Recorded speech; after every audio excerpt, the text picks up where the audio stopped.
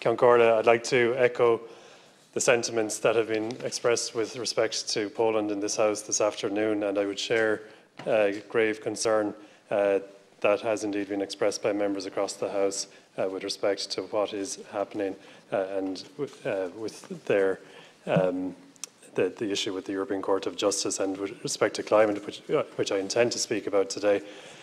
Poland is looking to cancel elements of the European Union's Fit for 55 package, those parts that relate to carbon markets being set up for transport and buildings. And Concordia, this was a hard-fought agreement.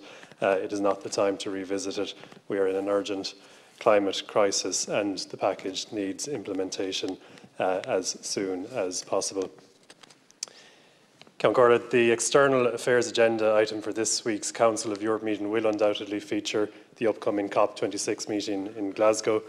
As Chair of the Joint Oireachtas Committee on the Environment and Climate Action, I led the Irish delegation to a meeting of the Interparliamentary pre-COP26 meeting in Rome the weekend before last. My colleagues made very strong contributions, and it was notable that delegates from the developing world who approached us afterwards were keen to discuss themes that we had raised that hadn't actually been broached by other nations. In particular was the issue of trust between our developed societies, that is, those with greatest responsibility for climate change, and those societies that have least responsibility but are bearing its worst effects. Ireland must work within EU structures to restore trust with developing countries on the issue of climate. We are rightly concerned about the very hard work we have to do at home in Ireland in the area of climate, and in particular the difficult tasks ahead of us in agriculture, in transport, in retrofitting homes and in renewable energy.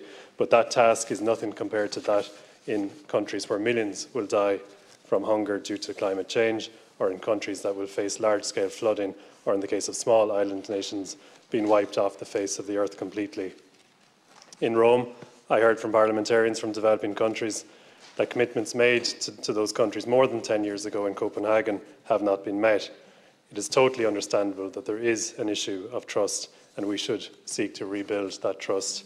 We need to act to show that we are indeed trustworthy and that we can keep our promises. Another point that members of our delegation made was that, as a country, Ireland is leading with respect to ambition in reducing carbon emissions. We were able to say that we, as a small nation, have made an ironclad commitment to reducing emissions by more than 50% within a decade.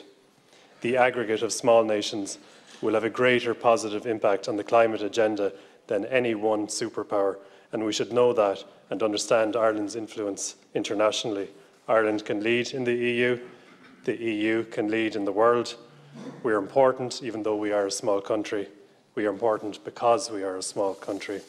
I want to pay tribute to the three-party leaders in government, but in particular to the leadership provided by An Taoiseach on the international stage, in particular at the United Nations in New York. The Taoiseach has been showing leadership on climate on the global stage, and I urge that we continue to do so through the EU Council. The future of Ireland, that of the EU, and indeed that of the planet depends on urgent global action on climate. Gurmagad.